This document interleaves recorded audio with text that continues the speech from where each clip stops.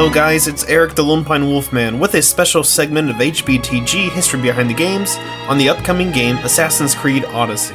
Now, I've been watching the gameplay and read a few articles on the features of the new game, and I figured, hell, why not give a historical background on the world in reference to the game. That being said, I will note that I am not an insider or have detailed knowledge of how the story will play out. I will just be discussing the history that may or may not play into the game though.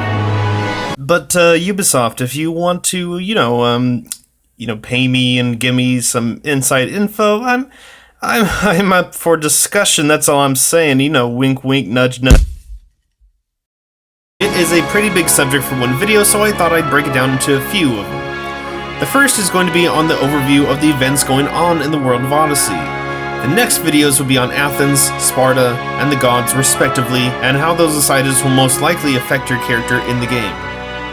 The date we got for the main game events takes place in 431 BCE, nearly 400 years before the events in Assassin's Creed Origins. That is important to note because it is the start of the Peloponnesian War between Athens and Sparta. Actually, technically, it's the Second Peloponnesian War, the first taking place between 461 and 445 BCE.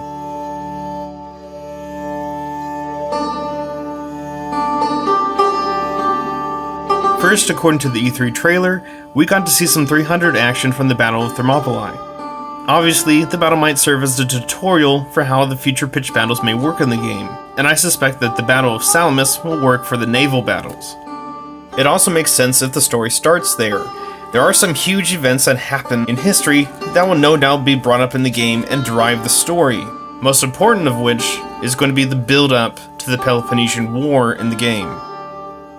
So, if you did watch the movie 300 or its prequel, and hopefully picked up a history book to study things after it, you'll know that the Persians and Greeks did not necessarily get along too much during that time period. That is to say, the Greeks also didn't get along with each other. But Persia was a huge power militarily and financially. So even though the wars with Persia were over by the game's time period, Persia is still going to affect some outcomes in the future conflicts. So after the battles of Salamis and Plataea crushed the Persians and kicked them out of Greece, the Greeks themselves looked for a protector who would guide the city-states. Although the Spartans were a favorite of many of the city-states, they were also isolationists and really didn't want the responsibility. So it eventually fell to Athens with their huge navy. So Athens took charge and formed the League of Extraordinary the Delian League. Because, they were dealing a lot of whoop-ass on the Persians. So Athens said it would take care of collecting the money needed to upkeep the league and keep it on the island of Delos, which eventually they moved to Athens itself, and if you didn't pay, Athens kinda made you pay. So the city-state of Athens nonetheless grew in power. Sparta, however, did not like that because they considered the Athenians rivals, with differences in government and how they ran society, especially an Athenian form of government called democracy. So after many years of insults and other incidents, war was declared in 461 BCE. Although it was more of a Cold War, with Sparta and Athens really just attacking each other's allies rather than directly fighting each other. You see, Sparta had an amazing army on land, and Athens had an amazing navy at sea. However, both didn't really fight each other too much directly because of that. So, after many failures and stalemate, both sides called for peace in 445 BCE.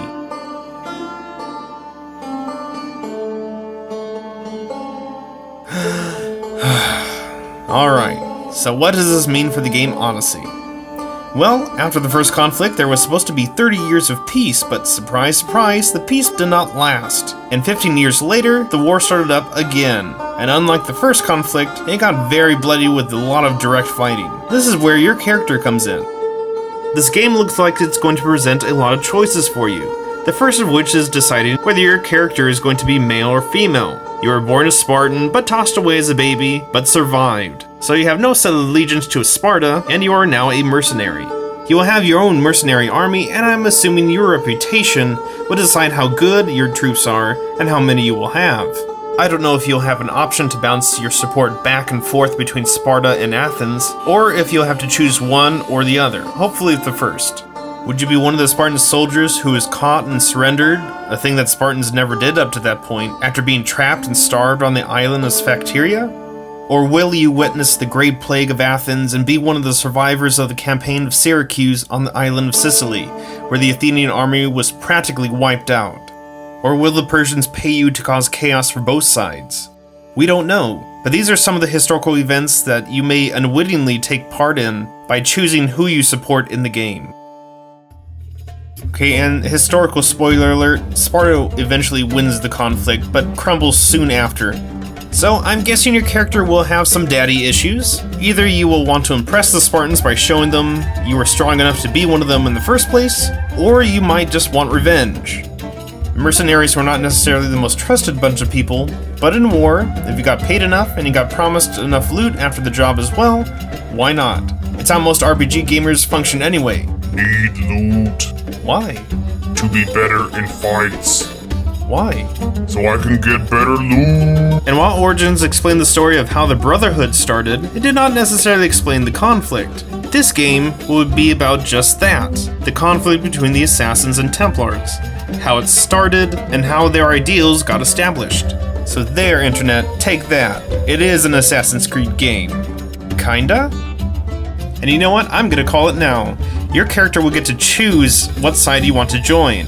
And possibly your brother or sister are going to have to join the opposite side. You heard it here first. And if Assassin's Creed has gone full RPG, I want to be able to create my own design on my shield. And undoubtedly someone in the gaming community is going to draw something vulgar. Ugh. Either way, we're going to enter a world where tensions are higher than Snoop Dogg, and choice seems to be an integral part of the game between two major factions that are just pretty much. As always, thank you for watching. If you liked the video and would like to see more, just click that like button and subscribe. This is Eric, the LonePineWolfman, and remember gamers, never stop learning. Be sure to check out my next video, purely on Athenian society, coming soon.